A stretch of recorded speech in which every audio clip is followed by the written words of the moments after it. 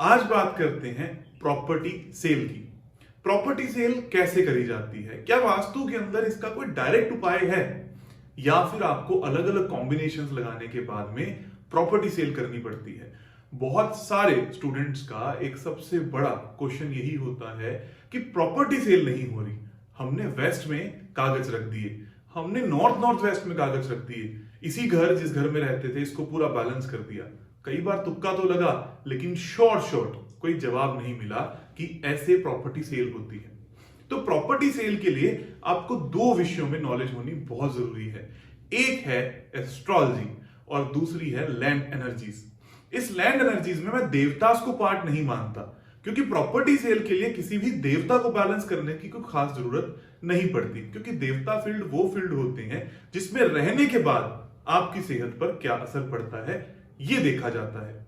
इसलिए property cell के लिए लैंड एनर्जीज मतलब रजस सतव तमस, पोलैरिटी ऑफ लैंड, नेगेटिव और पॉजिटिव लैंड, और क्या हम इसकी ऊर्जाओं को ज्यादा करें, पॉजिटिव करें या रजस के अंदर इस जमीन को कन्वर्ट करें, इस बात का इवैल्यूएशन किया जाता है। तो सबसे पहली बात जो हम प्रॉपर्टी सेल के अंदर करते हैं वो होती है कि जो मालिक है उस प्रॉपर्टी का, जो उसको बेचना चाहता है, जिसके नाम पर पेपर है ये जरूरी नहीं है, जो उसको बेचना चाहता है उसके फोर्थ हाउस में जो भी नेगेटिव हिट हो उस चीजों को प्रॉपर्टी के नॉर्थ से हटा देना है।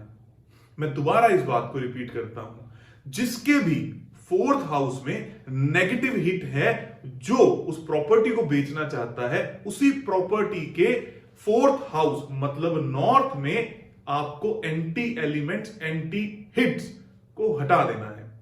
ये एंटी एलिमेंट्स एंटी हिट क्या होते हैं ये बखूबी आप लोगों को एस्ट्रोलॉजी और वास्तु के अंदर सिखाया गया है। तो आपने जैसे ही उनको हटा दिया तो प्रॉपर्टी आपके कब्जे में हुई, मतलब बिकने को तैयार हुई। अगर नेगेटिव हिट नहीं है तो उस केस के अंदर फोर्थ हाउस को एक्टिवेट कर दीजिए प्रॉपर्टी की जगह पर।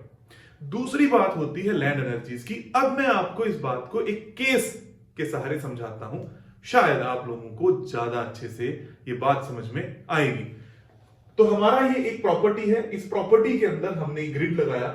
ग्रिड लगाने के बाद सबसे पहले जब हम इसको बैलेंस करने के लिए गए तो क्या मैंने इसकी एंट्रेंस को ब्लॉक कराया, क्या मैंने इसके कलर्स को ब्लॉक कराया? नहीं।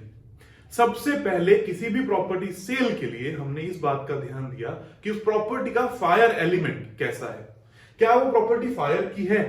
तो हमने ये ऑब्जर्व किया ये प्रॉपर्टी की ओरिएंटेशन तो फायर के हिसाब से सही थी, पर उस प्रॉपर्टी के ये जो साउथ ईस्ट है, इस साउथ ईस्ट के अंदर पूरे जो कलर थे वो ब्लू कलर थे।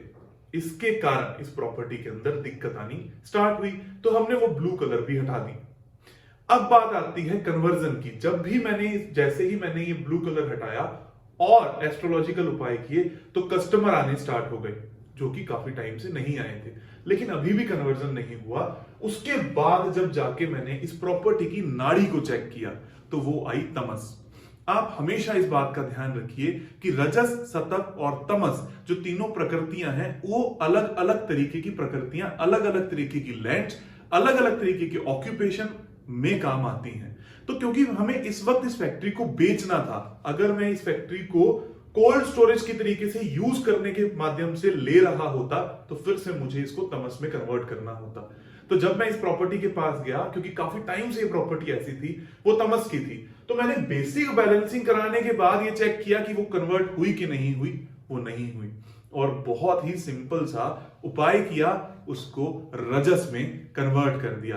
रजस सतव तमस अलग अलग तरीके से देखे जा सकते हैं, बखूबी अपनी नाड़ियों से या अपने टूल से। तो जो तमस की दिशाएं थी उन दिशाओं में राजसिक एलिमेंट को इंट्रोड्यूस कर दिया।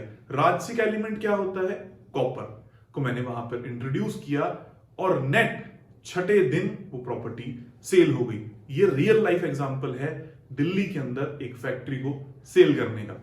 इसको करने के बहुत सारे इफ्स एंड बट्स होते हैं। प्रकृति और एनर्जीज बहुत बड़ा इंपॉर्टेंट रोल प्ले करती हैं, और स्टेप बाय स्टेप प्रोसेस 21 दिन, 30 दिन, 45 दिन, 2 महीने, ये स्टेप्स होते हैं कि कब किस तरीके की घटना घटनी स्टार्ट हुई है। जैसे ही उसका इनपुट आप लोगों को मिलना स्टार्ट होता है, प्रॉपर्टी सेल होने लगती है।